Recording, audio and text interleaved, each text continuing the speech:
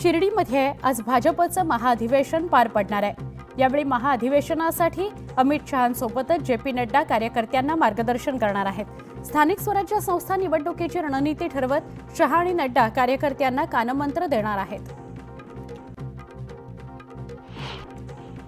अधिवेशनाआधी फडणवीसांनी भाजपच्या कार्यकर्त्यांसह पदाधिकाऱ्यांची बैठक घेतली। यावेळी सरकार आलंय म्हणून शिथिल होऊ नका, आणखी वेगानं कामाला लागा असे निर्देश देण्यात आले। तर युद्ध जिंकलं तरी पुढील युद्धाकरता सराव महत्त्वाचा आहे, अशा सूचनाही फडणवीसांनी दिल्या आहेत। अहमदनगर जिल्हा सहकारी बँक बोगस भरतीची चौकशी करावी अशी मागणी खासदार निलेश लंके यांनी केली आहे। नगरची बँक असताना नोकर भरती पुण्यामध्ये कशी, असा सवाल लंकेने उपस्थित केला। त्याचबरोबर या संदर्भामध्ये त्यांनी सहकार विभागाचे अप्पर मुख्य सचिव राजगोपाल देवरा यांच्याकडे तक्रार केली आहे। कथित मद्य घोटाळ्याला कारणीभूत असलेल्या उत्पादन शुल्क धोरणावरून भाजपनं आम आदमी पार्टीला लक्ष्य केलंय। आपच्या धोरणामुळे दिल्लीत सरकारी तिजोरीला 2 कोटींचा फटका बसल्याचा दावा भाजपनं केलाय।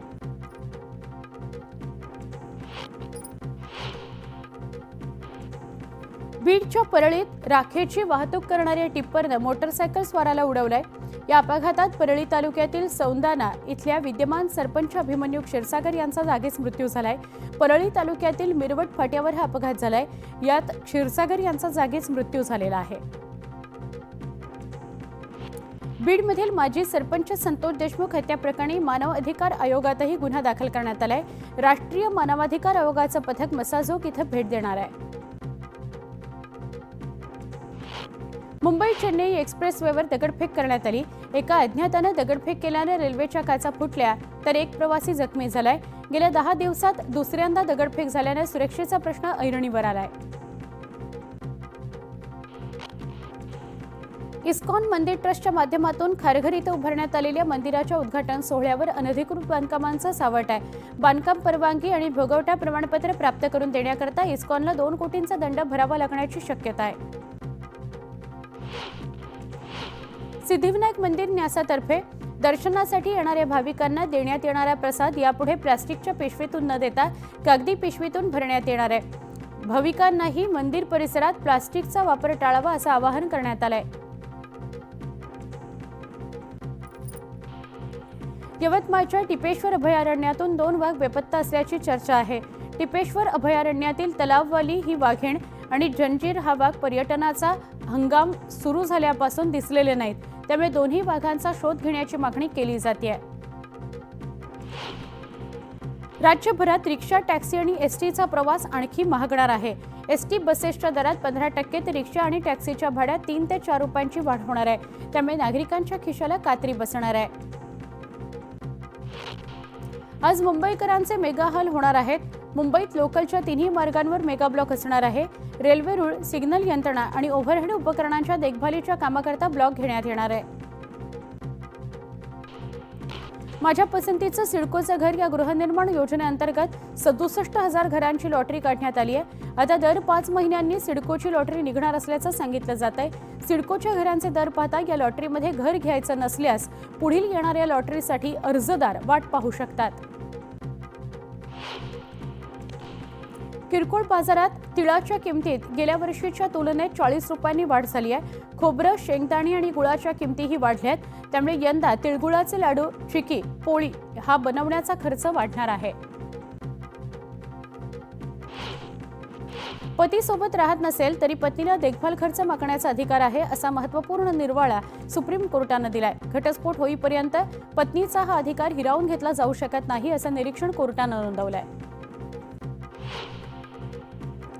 पशुगणना मोहिमेमध्ये राज्यात जळगाव अव्वल ठरलाय। मोहीम 52% पोहोचली आहे, तर पशुगणनेत जिल्ह्यातील 40गाव तालुका आघाडीवर आहे।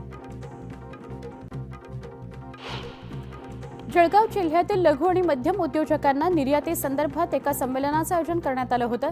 केंद्र तसंच राज्य शासनाच्या योजनांची माहिती या संमेलनातून देण्यात आली।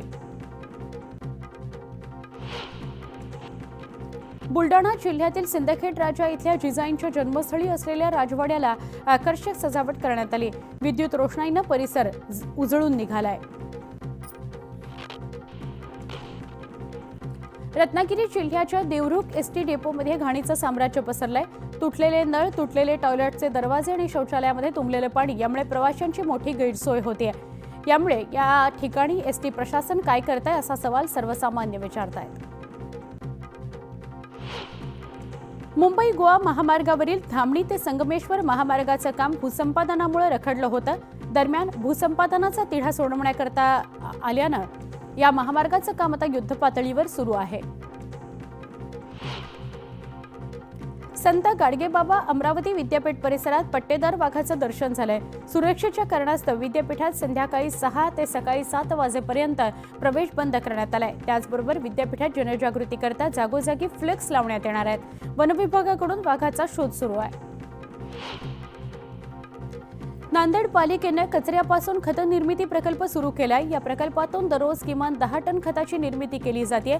या खत विक्रीतून पालिकेचं उत्पन्न वाढणार आहे. पश्चिम विदर्भात नैसर्गिक आपत्तीग्रस्त शेतकऱ्यांना पीक नुकसान भरपाई मिळणार आहे. ही रक्कम थेट लाभार्थ्यांच्या बँक खात्यात जमा करण्यात येणार असल्याची माहिती मदत आणि पुनर्वसन मंत्री मकरंद जाधव यांनी दिली आहे. यासाठी शेतकऱ्यांनी केवायसी त्वरित पूर्ण करण्याचे आदेश देण्यात आले आहेत. विविध शैक्षणिक संस्थांमधील व्यावसायिक अभ्यासक्रमाच्या प्रवेशासाठी सामाजिक आणि आर्थिकदृष्ट्या मागास आणि इतर मागास प्रवर्गातील उमेदवारांना जातवैधता प्रमाणपत्र सादर करण्यास मुदतवाढ देण्यात आली आहे. उमेदवारांना प्रमाणपत्र सादर करण्याकरता आणखी 3 महिन्यांची मुदत देण्यात आली आहे. जानेवारीच्या अखेरपर्यंत ससून सर्वोपचार रुग्णालयामध्ये रोबोटच्या सहाय्यानं शस्त्रक्रिया करण्यास सुरुवात होणार आहे. रोबोटिक शस्त्रक्रिया प्रणाली असलेलं हे राज्यातलं दुसरं रुग्णालय ठरेल. सध्या रुग्णालयातील वरिष्ठ डॉक्टर या प्रणालीसाठी प्रशिक्षण घेत आहेत. झाडांमध्ये अडकलेला नायलॉन मांजा घरटं बांधण्यासाठी पक्षी वापरतायत. यातून त्यांना जीवघेण्या दुखापती होत असल्याचं समोर आलंय. 2024 मध्ये जवळपास 700 पक्ष्यांना मांजामुळे जखम झाल्याची नोंद आहे. गेल्या काही दिवसांपासून मुंबईत तापमानात वाढ झाली होती. मात्र आता गेल्या 2 दिवसांपासून पुन्हा वातावरणात गारवा पसरलाय. त्यामुळे मुंबईतील तापमानात घट होण्याची शक्यता वर्तवण्यात आली आहे.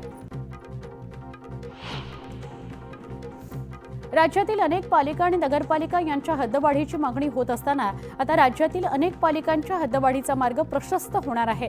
उच्चस्तरीय समिती गावांची त्रिशंकू अवस्था संपवण्याची शिफारस करणार आहे. मालाड पश्चिम इथल्या मीठ चौकी या जोडमार्गावरील उड्डाणपुलाच्या दुसऱ्या मार्गिकेचं लोकार्पण करण्यात आलं. केंद्रीय वाणिज्य आणि उद्योग मंत्री पियुष गोयल यांच्या उपस्थितीत हा पूल वाहतुकीकरता खुला करण्यात आला. यामुळे वाहन चालकांची वाहतूक कोंडीतून सुटका होणार आहे. मरीन ड्राईव्ह इथल्या भगवानदास टोडी चिल्ड्रन पार्कच्या नूतनीकरणाचा निर्णय मुंबई महापालिकेनं घेतला. यासाठी तब्बल 2,42 लाख रुपये खर्च करण्यात येणार आहेत. दरम्यान वर्षभरात हे उद्यान नागरिकांकरता खुलं करण्यात येणार आहे. पार्कच्या दुरवस्थेच्या शेकडो तक्रारी मुंबई महापालिकेकडे आल्या होत्या. त्यानंतर हा निर्णय घेण्यात आलाय. मुंबईच्या सागरी किनारा मार्गालगतच्या भराव केलेल्या जमिनीवर हिरवळ तयार करण्यात येणार आहे. वांद्रे वरळी सागरी सेतू ते मरीन ड्राईव्ह दरम्यान हे हरित क्षेत्र तयार करण्यात येणार आहे. दरम्यान यासाठी पालिका प्रशासनानं कंपन्यांकडून अर्ज मागवलेले आहेत. सायन पूर्वच्या जयशंकर मार्गावरील दुकानांना नोटीस बजावण्यात आली आहे. 3 दिवसांमध्ये दुकानं रिकामी करण्याचे आदेश दुकानदारांना देण्यात आले आहेत. त्यामुळे आपली दुकानं वाचवण्याकरता शेकडो दुकानदारांची धडपड सुरू आहे. विविध कररूपानं गोळा होणाऱ्या महसुलातून राज्यांना निधीचं वाटप करताना जानेवारी महिन्यामध्ये महाराष्ट्राच्या वाट्याला 10,930 कोटी आले आहेत. उत्तर प्रदेशला 31,000 कोटी तर बिहारला 17,000 कोटींचं वाटप करण्यात आलेलं आहे. राज्य सरकारकडे असलेली सुमारे 9,000 कोटी रुपयांपेक्षा जास्त असलेली थकबाकी मिळवण्याकरता मुंबई महापालिका प्रशासनाच्या वतीनं पाठपुरावा सुरू आहे. दरम्यान त्यात अजून 7,000 कोटी रुपयांची भर पडल्यानं थकबाकी 16 कोटींवर गेली आहे. त्यामुळे विकास कामांवर परिणाम होण्याची शक्यता आहे. मुंबईसाठी पालिका आता प्लास्टिक बंदीची कठोर अंमलबजावणी करणार आहे. यामध्ये सोमवारपासून 1 आठवडा मुंबईभरात जनजागृती करण्यात येणार आहे. तर त्याच्या पुढील सोमवारपासून कारवाईचा धडाका सुरू होणार आहे. त्यामुळे एका आठवड्यात प्लास्टिक पिशवी वापरणाऱ्यांना 5,000चा दंड भरावा लागणार आहे. गोरेगावातील तब्बल 143 एकरावरील मोतीलाल नगरचा खासगी विकासक कंपनीमार्फत एकत्रित पुनर्विकास करण्याविषयी पुनर्विकासाला कोणतीच कायदेशीर आडकाठी नाहीये असा दावा सरकारनं न्यायालयामध्ये केला आहे.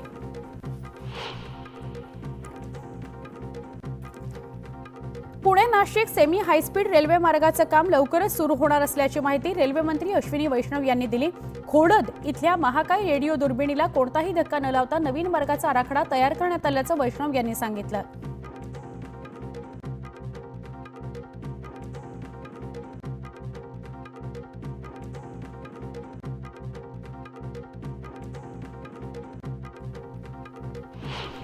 पुढची बातमी आपण ठाण्यातून बघणार आहोत. ठाण्यामध्ये राष्ट्रीय रस्ता सुरक्षा सोहळ्याचं उद्घाटन परिवहन मंत्री प्रताप सरनाईकांच्या हस्ते करण्यात आलं. यावेळी एसटीच्या ठाणे विभागाच्या ताफ्यात दाखल झालेल्या 17 बसेसचं लोकार्पण करण्यात आलं. मीरा भाईंदर आणि वसई विरार पोलीस आयुक्तालयाच्या हद्दीत 2024 मध्ये 440 जणांनी आत्महत्या केली आहे. यातील गळफास लावून घेत आत्महत्या करणाऱ्यांची संख्या 364 इतकी आहे. आत्महत्या रोखण्याकरता शासनाकडून टेलिमानस सुविधा सुरू करण्यात आलेली आहे. सांगलीच्या पुणे बंगळुरू महामार्गावरील येडेनिपाणी फाटा इथं भरधाव जाणाऱ्या कारनं रिक्षाला धडक दिली. यानंतर रिक्षा 20 फूट खोल खड्ड्यात जाऊन कोसळली. या अपघातात मायलेकीचा मृत्यू झाला.